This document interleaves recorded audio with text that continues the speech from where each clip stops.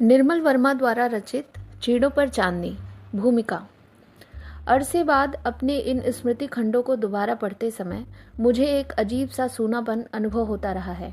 कुछ वैसा ही रीता अनुभव जब हम किसी जिंदा फड़फड़ाते पक्षी को क्षण भर पकड़कर छोड़ देते हैं। उसकी देह हमसे अलग हो जाती है, लेकिन देर तक हथेलियों पर उसकी धड़कन महसूस होती रहती है। एक दूरी का अभाव जो सफरी सूटकेस पर विभिन्न देशों के लेबलों पर लटका रहता है। उन्हें न रख पाने का मोह रह जाता है, न फेंक पाने की निर्ममता ही जुड़ पाती है। इन फटे पुराने लेबलों के पीछे कितने चेहरे, हाथ से हाथ मिलाने के गर्म स्पर्श, होटलों के खाली कमरे छिपे हैं। क्या इनका लेखा जोखा कभी संभव हो सकेगा? शिमला के वे दिन आज भी नहीं भूला हूँ। सर्दियां शुरू होते ही शहर उजाड़ हो जाता था। आसपास के लोग बोरिया बिस्तर बांधकर दिल्ली की ओर उतराई शुरू कर देते थे। बरामदे की रेलिंग पर सिर टिकाए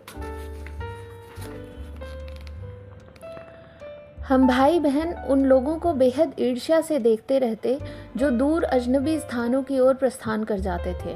हम पीछे हमारे लिए रह जाते थे चीड़ के साए साए करते पेड़, खाली भुतहे मकान, बर्फ में सिमटी हुई स्कूल जाने वाली पगडंडी।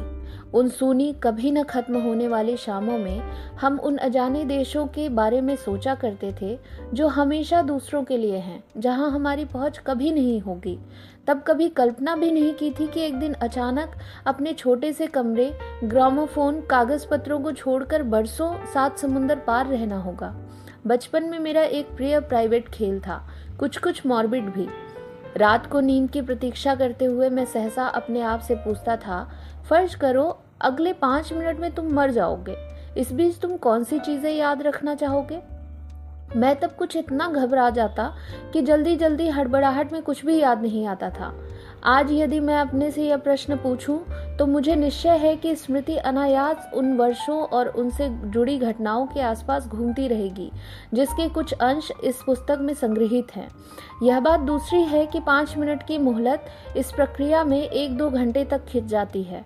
उसके बाद भी मृत्यु का ना आना एक चमत्कार सा ही लगता है। वास्तव में इस भूमिका में मैं इस चमत्कार की ही चर्चा करना चाहता था।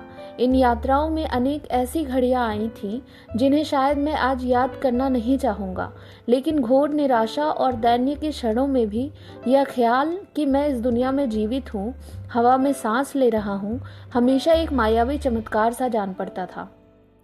महज सांस ले पाना, जीवित रहकर धरती के चेहरे को पहचान पाना, यह भी अपने में एक सुख है। इसे मैंने इन यात्राओं में सीखा है। हर चमत्कार के पीछे जरूर कोई न कोई एंजल छिपा रहता है। मैं ऐसा विश्वास करने लगा हूँ। यदि इस समय मुझे स्वामीनाथन, बरेन रॉय और आइसलैंडी कवि थॉर्गियरसॉन याद आते हैं तो उनके प्रति सिर्फ अपना आभार प्रकट करने नहीं, बल्कि इसलिए कि उनके बिना शायद कोई भी चमत्कार संभव न हो पाता। 7 जनवरी 1964, नई दिल्ली 5। निर्मल वर्मा।